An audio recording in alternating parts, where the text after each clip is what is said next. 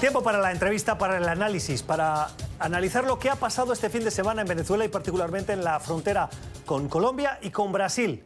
Por eso saludamos a esta hora a Cynthia Arnson. Ella es la directora de la División para América Latina del Wilson Center, el centro de pensamiento en la capital estadounidense. Señora Arnson, gracias por estar con nosotros. Bienvenida, buenas noches. Bueno, buenas noches, Gustavo, un gusto. Señora Arnson, ¿qué valoración hace? ¿Cómo ve usted lo que ha acontecido este fin de semana y esa ayuda humanitaria que no entró en Venezuela? Bueno, yo creo que las imágenes hablan por sí mismo. La comunidad internacional, la oposición, liderada por Juan Guaidó, intentó ingresar a grandes cantidades de ayuda humanitaria que fue bloqueado por las fuerzas del régimen de Nicolás Maduro. Hubo mucha violencia contra los manifestantes no armados, habían balas, heridos, muertos, y también 60 personas del lado del ejército, de las Fuerzas Armadas de Venezuela y de la Guardia Nacional que pidió asilo en territorio colombiano. Así que yo creo que la brutalidad del régimen queda totalmente clara para todo el mundo. ¿Qué viene ahora? Hoy el Grupo de Lima ha insistido en avanzar en esa presión, en las sanciones. Estados Unidos ha anunciado nuevas sanciones a, en este caso, varios gobernadores. ¿Cuál es el siguiente paso? Creo que el siguiente paso es que la comunidad internacional, no solo en América Latina, sino en la Unión Europea, más Estados Unidos y Canadá, aumenten la presión contra Maduro, uniéndose detrás de las sanciones. El vicepresidente Pence llamó al Grupo de Lima hoy en Bogotá a congelar los activos, los bienes de PDVSA, de los oficiales del gobierno de Maduro en su territorio. Hasta ahora son muy pocos países que han adoptado las sanciones financieras siguiendo a los Estados Unidos, a Panamá, a Canadá y no hay otros. Entonces la idea es aumentar la presión, pero al mismo tiempo aumentar la ayuda humanitaria que se intenta ingresar en Venezuela y también la ayuda humanitaria para responder a la crisis migratoria que experimenta Colombia y los demás países de Sudamérica y el Caribe. ¿Cree usted que la opción militar sigue siendo una opción y que está sobre la mesa, como ha repetido el presidente Trump en numerosas ocasiones? Lo digo porque en las últimas horas hemos conocido informes periodísticos que explican que hay vuelos de reconocimiento de la costa venezolana por parte de Estados Unidos. Hemos visto la retórica de Marco Rubio en su cuenta de Twitter incitando a una cierta violencia en contra de Maduro. Hemos visto a diversos analistas que también dicen que esa opción está más cerca que nunca. ¿Es la opción militar una opción?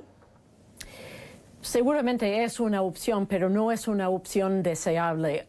Se ha aumentado las voces dentro de Colombia, dentro de Venezuela, que están pidiendo a los Estados Unidos una intervención militar. Yo creo que eso es perfectamente entendible. La gente ha intentado con elecciones, con manifestaciones, con huelgas, con presiones internacionales y nada ha funcionado hasta ahora. Entonces dicen que vienen ahora las tropas de Estados Unidos, posiblemente con el apoyo de otros países de América Latina. Para mí no es la solución. O sea, es la misma ilusión que tuvieron cuando los Estados Unidos pensó a principios de la década de los 2000 que iba a ser fácil intervenir en Irak para sacar a Saddam Hussein y terminar con la amenaza que él representaba. Y obviamente no terminó así. Yo creo que el riesgo de una guerra regional es muy amplio, que va a involucrar a la guerrilla colombiana, a los exmiembros de las FARC, los desmovilizados, tanto los rearmados y los colectivos dentro de Venezuela. Entonces eso va a ser una guerra que no tiene por ahora pues un fin que se puede ver. Yo creo que incluso en el Pentágono, o sea, El Departamento de Defensa de Estados Unidos busca cómo es la forma de salir, cuál es el plan de salida después de una intervención, después de tanto desgaste en Irak, en Afganistán. No creo que tampoco el pueblo americano está detrás de esto. En las últimas horas hemos visto diversas voces internacionales, entre ellas la del presidente de Panamá, Juan Carlos Varela, que ha dicho que las escenas vividas en Venezuela en estos últimos días, particularmente este fin de semana, le recuerdan a los últimos días de la dictadura militar en Panamá. ¿Coincide usted también en que podría hacerse esa analogía, ese paralelismo?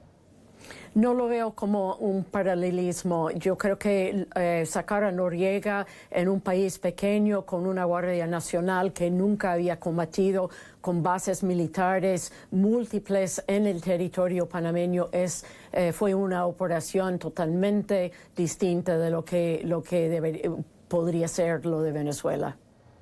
Respecto a la deserción de militares venezolanos, hasta el viernes eran menos de una docena. Si contamos a funcionarios, tal vez un poquito más. Este fin de semana ha habido, como mínimo, según Migración de Colombia, 167 militares de las fuerzas bolivarianas fieles a Nicolás Maduro que han desertado y han reconocido a Juan Guaidó.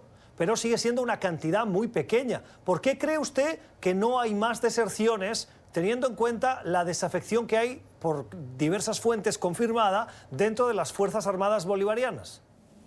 Gustavo, yo creo que hay que distinguir entre la base, la tropa y el alto mando. Obviamente yo creo que hay mucho descontento con las tropas cuyas familias están experimentando la misma crisis humanitaria, escasez de comida y de medicina que los demás venezolanos. La cúpula tiene un interés económico muy fuerte, ellos controlan la distribución de la comida, las empresas estatales, no solamente PDVSA, sino la empresa minera, están muy metidos en el crimen organizado y la economía criminal. Yo creo que hay mucho que ellos pueden perder con un cambio de régimen. Uno de los elementos en los que coinciden la mayoría de los analistas es que Maduro se mantiene en el poder gracias al apoyo incondicional que le da Cuba. ¿Qué cree que podría hacer Estados Unidos para ofrecerle a Cuba algún tipo de incentivo que le llevara a retirar ese apoyo a Maduro? No creo que la administración Trump va a ofrecer ningún tipo de incentivo al gobierno cubano para que retire o baje el nivel de apoyo que están dando en términos militares y en términos de inteligencia. Yo creo que la visión de la administración es bien, como dijo el asesor para seguridad nacional John Bolton hace unos meses en Miami, o sea, llamando a Cuba y Nicaragua y Venezuela la troika de la tiranía. La idea es que una vez está tumbado Nicolás Maduro en Venezuela, es cada vez más débil Daniel Ortega en Nicaragua y el gobierno cubano. Entonces no separan uno al otro. Sería una política mucho más hábil de su parte, pero no creo que lo van a tomar. Incluso con el equipo que tiene ahora en la Casa Blanca, especialmente, que son cubanos americanos que son muy conservadores y que nunca van a ofrecer nada al régimen cubano. ¿Ve usted un paralelismo o grandes diferencias entre la reacción que está teniendo Estados Unidos con Corea del Norte y su líder Kim Jong-un que con Venezuela y con Nicolás Maduro? Bueno, es una tentación muy grande comparar las dos situaciones. Yo creo que en el caso de Corea del Norte, si bien la administración Trump está buscando eventualmente un cambio de régimen, lo que están ahora intentando hacer es cambiar las prácticas del régimen de Corea del Norte. A cambio, en Venezuela lo que se busca y se declara abiertamente es un cambio de régimen, es la salida de un presidente ilegítimo, Nicolás Maduro, y la convocación de elecciones libres y transparentes y monitoreados por la comunidad internacional. Entonces es totalmente obvio a Nicolás Maduro que no están buscando una modificación de su comportamiento, sino el fin de su régimen. Tengo una última pregunta antes de terminar, señora Arnson. Para Colombia, Colombia ha sido uno de los principales países de destino de los migrantes venezolanos. Más de 1 millón de los casi 3 que han salido de Venezuela, o de los más de 3 para ser precisos. ¿Qué consecuencias tiene para Colombia que la situación en Venezuela se enquiste y continúen llegando esos venezolanos al país vecino?